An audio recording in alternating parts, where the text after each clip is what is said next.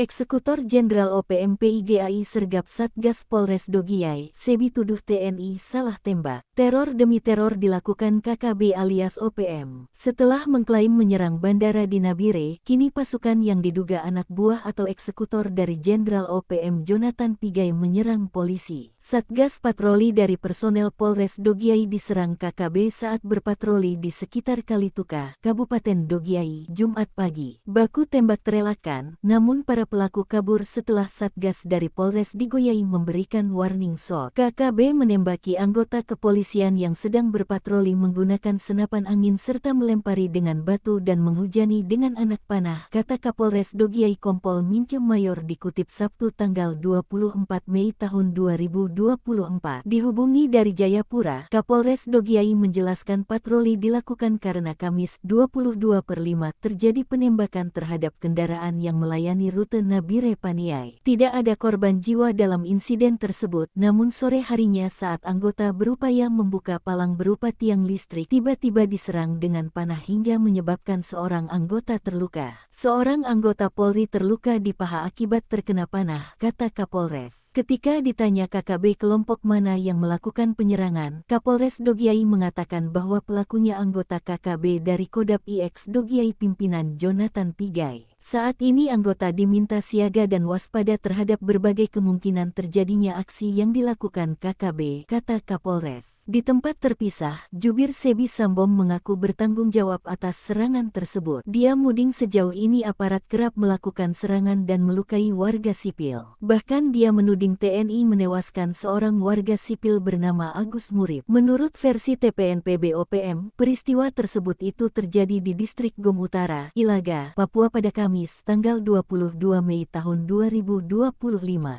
Juru bicara TPNPB OPM Sebi Sambom mengatakan, kejadian itu bermula saat korban bersama istrinya sedang menuju ke hutan untuk mencari rotan dan sayur. Namun, Kepala Pusat Penerangan TNI Mayor Jenderal Kristomei Sianturi mengatakan, tudingan OPM adalah propaganda. Kelompok separatis itu, ujar Kristomei, kerap tidak mengakui anggotanya yang tewas dalam operasi militer.